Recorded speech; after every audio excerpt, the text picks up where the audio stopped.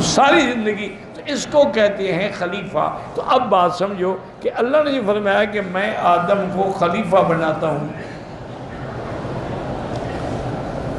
تو خلیفہ تو وہ ہوتا ہے نا جو اس کے آ جائے، لیکن وہ تو چلا جائے تب ہی خلیفہ اس کی کرسی پہ بیٹھے گا نا۔ قرآن کہتے ہیں نا خلائف فی الارض، اسی طرح قرآن کہتے ہیں فَخَلَفَ مِن بَعْدِهِمْ خَلْفٌ أَضَاعُوا الصَّلَاةَ وَاتَّبَعُوا الشَّهَوَاتِ۔ خلف، خلیفہ، خلاف، تو یہ معنی یاد رکھ رہے، سمجھ رہے، بھول نہ جائے۔ انی جائل فی الارض خلیفہ، یعنی وہ پہلی مخلوق جو زمین میں تھی اس کے بعد جا رہے ہیں تو یہ ان کے خلیفہ ہوں گے میرے حکم سے، یہ نہیں کہ میرا خلیفہ ہوگا۔ اللہ تو خلیفہ ہو سکتے ہیں، اللہ کا تو کوئی خلیفہ ہے۔ انت الصاحب فی السفر والخلیفۃ فی الاہل، حضور کی دعا ہے کہ اللہ آپ سفر میں بھی ہمارے ساتھ ہیں، ہمارے اہل میں بھی آپ خلیفہ ہیں، اور کون حفاظت کر سکتا ہے؟ تو معنی یہ ہے کہ پہلے یہاں جن آباد تھے، پہلے جو اللہ نے مخلوق بھیجی نا زمین میں وہ جنات کی تھی، اسی لیے تو ملائکہ نے کہا تھا نا کہ جب اللہ نے حکم دیا کہ سجدہ کرو، نے کہا یا اللہ آپ ایسے مخلوق کو خلیفہ بنا کے بھیج رہے ہیں، وہ تو یفسد فیہ ویسفک الدماء، وہاں فساد کریں گے، خون بہائیں گے۔ یہ ہماری حلوائی پارٹی کہتے ہیں، دیکھو نا جی ان کو علم غیب تھا نا فرشتوں کے، تبھی تو انہوں نے کہا نا کہ یہ جائیں گے تو ایسا کریں گے۔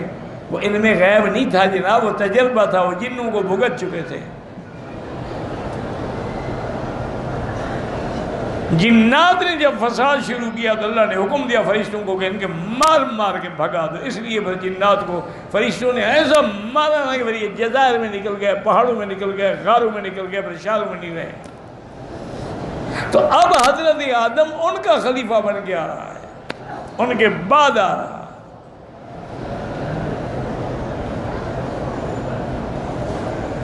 اور یہ بھی اللہ تبارک و تعالی نے فرمایا کہ آدم کو سجدہ کرو۔ اسی طرح یہ میرے بھائی جو ہے نا وہ اس سے بھی دلیل پکڑتے ہیں کہ جی آدم کو سجدہ اگر جائز ہے تو اولیاء بھی تو آدم کی اولاد ہیں، پھر ان کو سجدہ کیوں جائز نہیں؟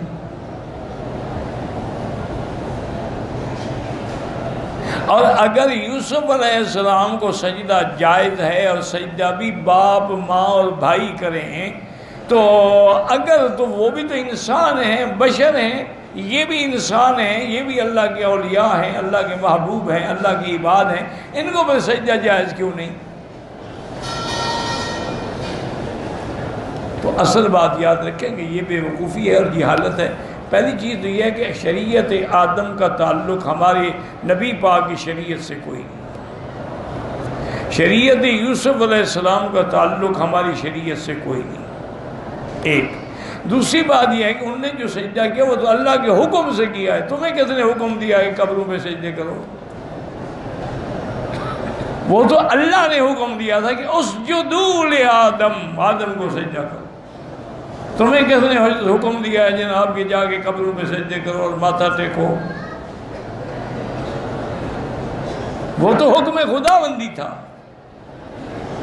یوسف علیہ السلام کو جب اس کے والدین نے اور بھائیوں نے سجدہ کیا تو انہوں نے فوراً وہی بات یاد کی اور کہا ابا جان ھذا تعویل رؤیایا من قبل، ابا جان یہ میں نے خواب جو دیکھا تھا نا آپ کو کہا تھا یہ وہ خواب ہے، اس کی تعبیر آج بھی۔ اور نبی کا خواب جو ہے وہ وحی ہوتا ہے، وہ اللہ کا حکم ہوتا ہے،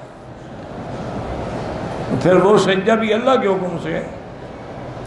اگر ہاں کسی آیت میں، حدیث میں، خلفاء راشدین کے اقوال میں، اجماع میں کسی امام سے یہ بات ہے کہ قبر کو سجدہ جائز ہے تو پھر تو بات ہے نا کوئی دلیل ہونا، ایسے تو نہیں نا کہ بھئی دلیل کوئی بھی، بس یہ اگر ہم کرتے ہیں تو پھر مگر کیا ہے، اگر مگر تو کوئی دین نہیں ہوتا۔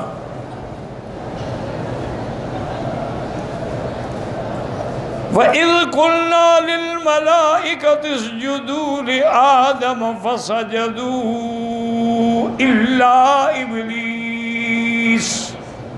یا فا ہے، یاد رکھو فا جو ہے نا یہ تاکید کے لیے ہوتی ہے، وا جو ہے جمع کے لیے ہوتی ہے، ثم جو ہے وہ تراخی کے لیے ہوتا ہے. مثلا جاءنی زید وعمر فبکر ثم خالد، تو معنی یہ ہے فا کا معنی ہوتا ہے جیسے کہ اذا کبر فکبروا، جب امام کہے اللہ اکبر تو تم بھی کہو اللہ اکبر. اذا رکع جب امام رکوع میں جائے اب تم بھی رکوع کرو. تو اس لیے فا کا معنی ہوتا ہے فوراً. معنی یہ ہے کہ ملائکہ اللہ کے حکم کے اتنے پابند ہیں، اللہ نے حکم دیا تو بس فوراً پھر سجدے میں گر گئے. پہلے جو بات کرنی تھی کر لی، لیکن حکم کے بعد پھر کوئی بات نہیں. فَسَجَدُوا إِلَّا إِبْلِيسَ،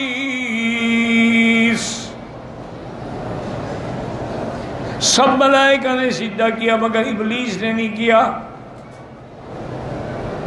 اب بعض ملاحدہ اور زنادقہ دین کے دشمن جو ہیں وہ ایک استدلال یہ بھی کرتے ہیں کہ بھی یہ حکم تو ملائکہ کو تھا نا، تو ابلیس تو ملائکہ تھا نہیں، وہ تو جن تھا، اس پر کیوں ناراضگی آ گئی؟ ابلیس تو جن ہے، حکم ہے اذ قلنا للملائکہ. تو اس کے علماء نے دو جواب دیے ہیں. ایک تو یہ ہے کہ جب بڑے کو حکم دیا جائے تو چھوٹا خود بخود تابع ہوتا ہے. جب وہ ملائکہ ساتھ رہتا تھا، جب فرشتوں کو حکم ہو گیا تم بھی اس کو، لیکن اصل بات یہ کہ اللہ نے اس کو بھی حکم دیا تھا. اس لیے دوسری آیت میں وضاحت ہے. قَالَ يَا إِبْلِيسُ مَا مَنَعَكَ أَن تَسْجُدَ لِمَا أَمَرْتُكَ. اللہ نے فرمایا ابلیس میں نے تمہیں حکم دیا کیوں نہیں کیا سجدہ تم؟ اللہ تو جانتے تھے نا کہ اس نے کیوں سجدہ نہیں کیا، لیکن مخلوق کو سمجھانا ہے نا. انہوں نے کہا اللہ میاں میں اس کو سجدہ کروں جس کو آپ نے مٹی سے بنایا؟ اس سے تو میں بہتر ہوں، میں آگ سے پیدا ہوا ہوں. آگ روشن کرنے والی ہے، مٹی تو بجھانے والی ہے. اور آگ جو ہے وہ اوپر بلند ہونے والی ہے، مٹی تو نیچے بیٹھنے والی ہے.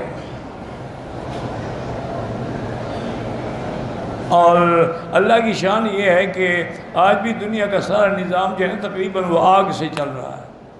اگر آگ نہ ہو نہ آپ کے ہوائی جہاز اڑے، نہ گاڑیاں چلیں، نہ موٹریں چلیں، نہ انجن چلیں، نہ مشینری، سب آگ ہی ہے نا.